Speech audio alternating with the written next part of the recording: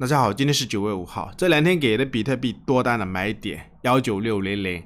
昨天的低点终于是命中了，而且没有达到止损19500，它就是不破。那今天视频要来跟大家讨论一下，你做对的情况下要怎么应对，或者是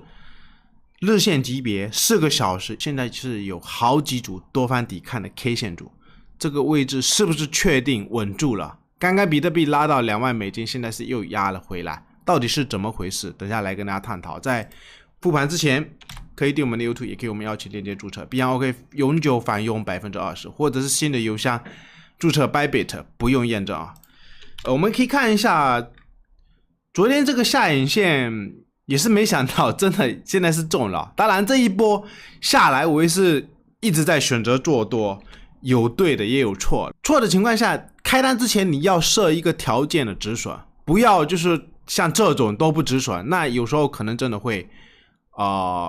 套死人啊。我的观点是，其实这一波我也是止损了好几个位置，可能这一个位置也有止损，这个位置也有开过，后面有利润也是后面又止损。那现在短线如果又有做对的情况下，我的观点是尽量给我抱住啊，抱大长线，因为不排除真的目前的整个比特币现在是一个多方吞没。然后昨天这一个又是一个多方吞没，虽然是 K 线实体很小，我的观点是不排除它这个位置就是因为这一个吞没的下影线，吞没的最低点的位置，或者是开盘价位置，其实就是很重要的一个支撑区。当然也不排除它如果真的下去，那你19500给我止损掉就行了，有止损会保护我们的成本。你止损就算错个5次，或者是错个9次，做对1次，万一它真的未来能不能来到10万？还有一点就是因为这一个多方吞没，它这一个下沿的位置，还有这一个多方吞没下沿的位置，其实这整个片区全部都是一个支撑位。我们可以再回顾15年，已经是讲了好几天。15年当时底部起来的时候，这边也是好几组多方的吞没，这边是一组多方的吞没，压回来是买点，压回来是买点，后面是这边也是有一组多方吞没。我们可以观察一下。就这个开盘跟收盘的位置，它就是在守这一个多方吞没，回来的时候这个低点在守，然后后面再压回的时候也是继续在守。我们可以观察一下15年的这个底部，就这个收盘跟开盘，后面再压回的时候是不是也是在守？所以不排除目前的比特币有可能是在这一个区间，这边其实是算是一个插入线，这是一个吞没，它就是一直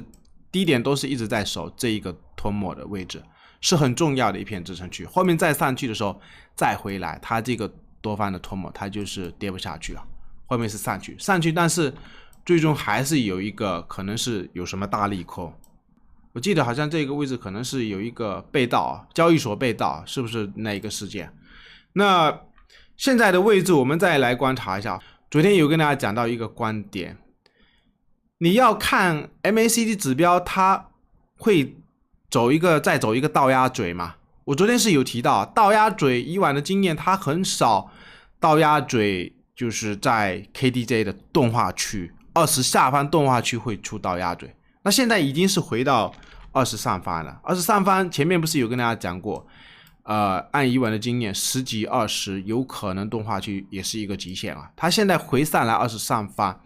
有可能就是说明这一个 ABC 调整